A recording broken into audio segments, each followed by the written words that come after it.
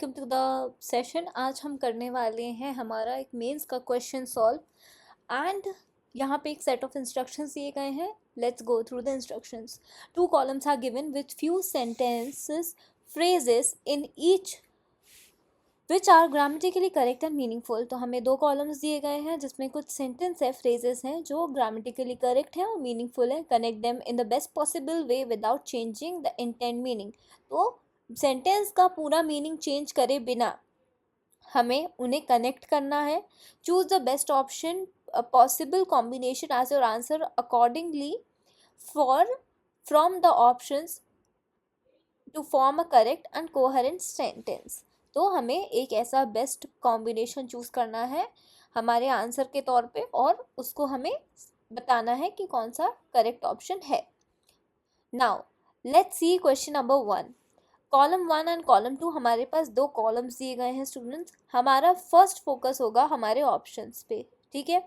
Just go through the sentence which is bulldozer and excavators were used to companies has second option company have abundant experienced staff। third option the producer of cleaning these drains begins with second column first question first statement to complete the project in the given time frame। second statement past experience show that the monsoon reached Delhi and the last statement flatten that illegally constructed building। तो इससे हमें यहाँ पे इसी से चीज़ों से हमें ये समझ में आ जाता है कि कुछ सेंटेंस जो है हमारे वो रिलेटेड है। Now let's go through the options. Only A and D and C and F. अगर हम इस ऑप्शन को देखते हैं तो हमारा ए ऑप्शन जो है वहाँ पे बुलडोजर और एक्सकैवेटर्स की बात हो रही है। Were used to complete to साथ में नहीं आ सकता है तो ये वाला ऑप्शन आपका पहले ही जा चुका है। तो सी एफ वाले ऑप्शन को हम आगे नहीं देख रहे हैं अभी। Now let's see option number 2 which is B and F. Companies have abundant experience staff and F is flattening the illegal. ये भी हमारा ऑप्शन नहीं है। ऑप्शन सी के ऊपर की तरफ अगर हम देखें A option and option F, तो जैसे कि आप देख सकते हैं स्टूडेंट्स यहाँ पे हमारा जो लास्ट वर्ड यूज हुआ है वो क्या हुआ है, two, right. Bulldozer and excavators were used to. तो टू के बाद स्टूडेंट्स हमारा वर्ब का कौन सा फॉर्म लगता है, फर्स्ट फॉर्म लगता है, ठीक है। इसीलिए अगर हम एफ कॉलम को देख रहे हैं जहाँ पे फ्लैटन वर्ड यूज किया गया है, फ्लैटन क्या है, फ्लैटन वर्ब का फर्स्ट फॉर्म है और लॉजिकली भी ये सही लग रहा है क्योंकि बुलडोजर का काम क्या होता है, फ्लैटन करना चीज़ों को या किसी चीज़ को जो कंस्ट्रक्शन है उसको तोड़ना, राइट। बुलडोजर्स का यही काम होता है। तो हमारा ये ऑप्शन करेक्ट है ए एफ के साथ, ठीक है। एंड उसके बाद हमारे पास ऑप्शन बी एंड डी है। तो बी डी में क्या ऑप्शन है, companies have abundant experience staff, companies have abundant staff to complete the project in the given time frame. तो यहाँ पे अगर हम देख रहे हैं एक्सपीरियंस स्टाफ की बात हो रही है स्टूडेंट्स, तो स्टाफ क्या है, स्टाफ एक नाउन है। नाउन के बाद हमेशा आपको पर्पस चाहिए होता है। तो उनके पास एक्सपीरियंस स्टाफ है तो उससे क्या होगा कि वो अपना काम कंप्लीट कर पाएंगे, to complete the project in given time frame. तो हमारा ये ऑप्शन करेक्ट है which is both A F and B D. अगर हमें ऑप्शन डी को भी एक बार क्रॉस चेक करना है तो हम कर सकते हैं ए एंड डी। तो ए एंड डी हमारा साथ में नहीं जाएगा क्योंकि हमने पहले ही फिगर आउट कर लिया था कि 2 एंड 2 साथ में नहीं आ सकता है। इसलिए जो हमारा आंसर है वो है both A F and B D. Option C is our answer. Now let's move forward to question number 2. Column 1, they are option 1, they are dumping not just construction waste here but option 2, the tractors and trolley don't have registration number on them। option C, the park for the children has been encroached upon by locals। column 2, option 1, causing difficulty to them in playing। option 2, which makes it harder to track them, and option 3, which is with heaps of rubble lying on both sides। तो हमारे options क्या हैं, जल्दी से हम उनको देख लेते हैं। Option B and E. Option B और ई का क्या कॉम्बिनेशन बन रहा है, the trolleys the tractors and trolley don't have registration number on them which makes it harder to track them. ये वाला जो स्टेटमेंट है जैसे कि आप देख सकते हैं जो हमारा फर्स्ट ऑप्शन है नंबर ऑन देम, तो देम की बात हो रही है, देम यानी यहाँ पे क्या होता है स्टूडेंट्स, प्रोनाउन होता है, और ट्रैक्टर ट्रॉली के लिए ये वर्ड यूज़ किया गया है। और अगर हम इसका सेकंड पार्ट देख रहे हैं विच मेक्स इट हार्डर, तो विच जो है यहाँ पे हमारा यहाँ पूरा सिचुएशन को डिस्क्राइब कर रहा है विच वर्ड, ठीक है। और नंबर नहीं होगा, अगर लॉजिकली भी इसको देखें तो नंबर नहीं होगा तो ट्रैक करने में मुश्किल होगा, तो ऑफ कोर्स ये वाला पार्ट हमारा बी एफ वाला पार्ट तो सही है। Now let's go through option C and D. Option C क्या है, the park for the children have been encroached by locals and causing difficulty to them in playing. अगर हम ये देख रहे हैं एनक्रोच्ड बाय लोकल्स है स्टूडेंट्स, यहाँ पर ये वाला हमारा लास्ट ऑप्शंस को ही हमें देखना है, लास्ट पार्ट को, caused encroach upon bye locals causing difficulty. तो कॉजिंग डिफिकल्टी टू देम, यहाँ पे जो वर्ड देम यूज हुआ है वो चिल्ड्रंस के लिए यूज हुआ है, और पार्क एक ऐसी जगह जहाँ बच्चे खेलते हैं, तो उनको दिक्कत होगी अगर वहाँ पे एनक्रोचमेंट होगा, तो ये वाला ऑप्शन भी हमारा करेक्ट है। दैट्स वाई दोनों ही लॉजिकली करेक्ट हो रहे हैं, इसलिए जो हमारा आंसर है वो है only B E and C D, option A ही हमारा करेक्ट हो गया है, ठीक है। अब हम बाकी ऑप्शंस को नहीं देखेंगे। Let's move to question number 3, column 1, first option curiosity over the candidates to be selected by the option 2, but I did not fall for this trap as I did not want to. Option 3, Chief Minister has consented to be the chief guest. And column 2, option 1, because you want to keep it alive for every time.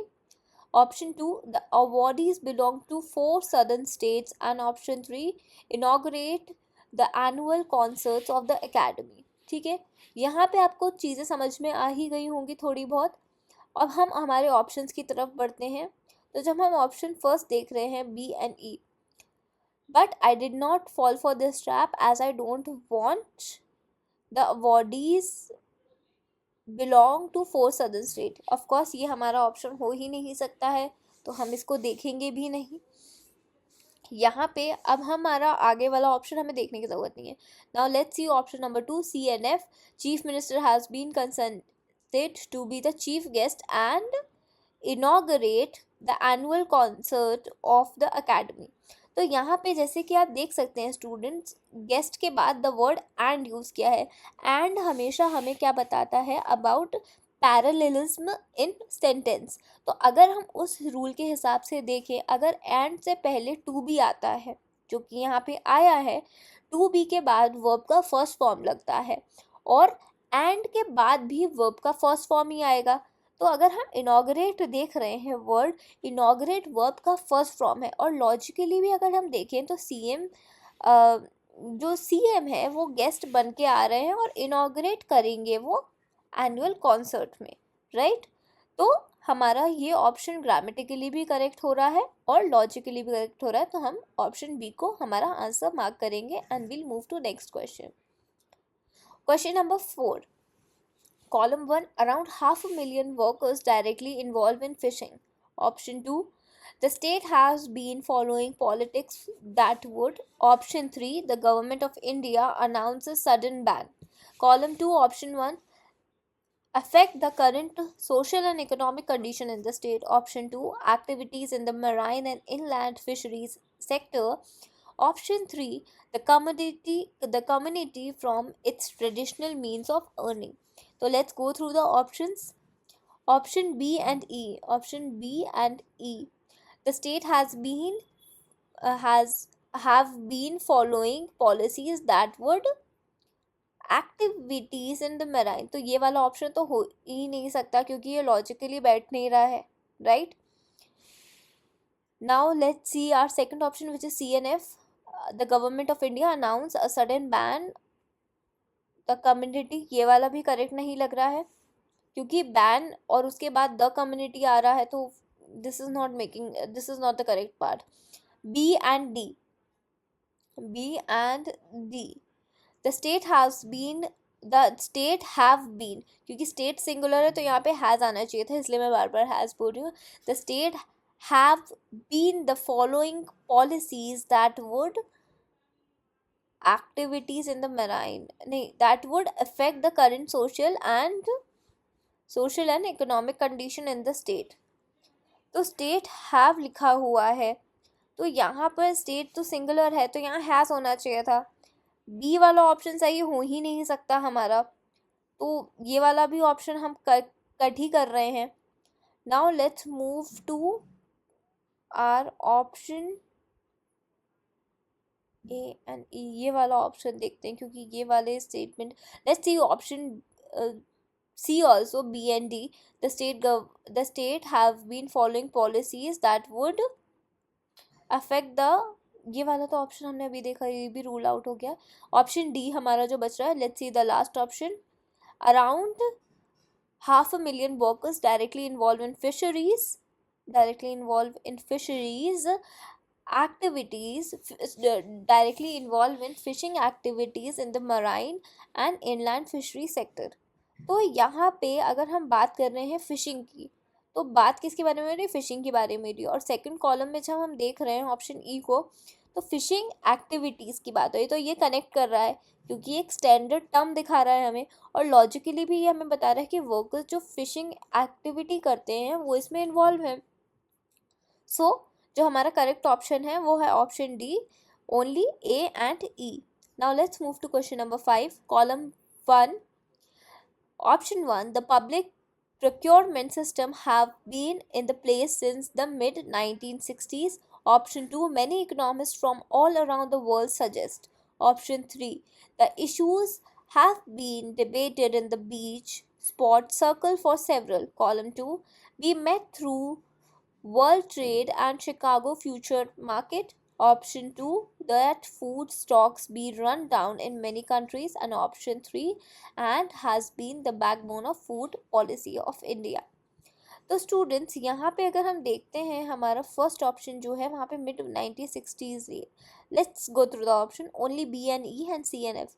तो B E क्या है, many economist from around the world suggest, E, that food stocks will run down in many countries।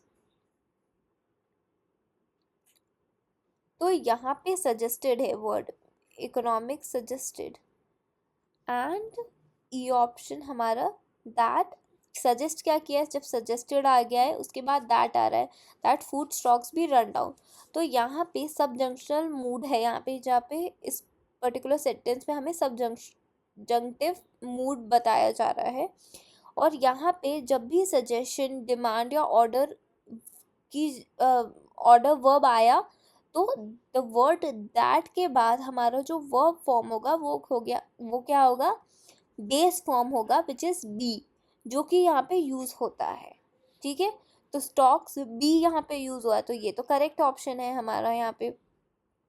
So B is the correct. Now let's see C and E. C and E, that issues have been debated in beach sport circling for several. Be met through World Trade Organization. Several be met, यहाँ पे students कुछ missing लग रहा है, इसलिए ये वाला statement हमारा ऑप्शन करेक्ट नहीं है। बी ई हमारा ऑप्शन करेक्ट है, हमें ये पता है। तो बी ई से ज़्यादा सेकंड ऑप्शन जो हम देख रहे हैं वहाँ पे बी ई है। नाउ लेट्स चेक अगर ए और एफ भी हमारा उसमें आ रहा है। The public procurement system has been in place since the mid 1960s and has been the backbone of food policy of India। तो अगर हम देख रहे हैं मिड 1960s की बात हो रही है और यहाँ पे वर्ड यूज़ हुआ है and has been the backbone, तो यहाँ पे जो रूल है हमारा, जो टेंस है हमारे, उसकी कंसिस्टेंसी दिख रही है। हैज़ बीन पहले भी था और एंड के बाद भी हैज़ बीन यूज़ हुआ है, तो इसलिए हमारा जो करेक्ट ऑप्शन है वो क्या है students, only A F and B E हमारा करेक्ट ऑप्शन है। With that we'll end the session for today and will meet you in the next class.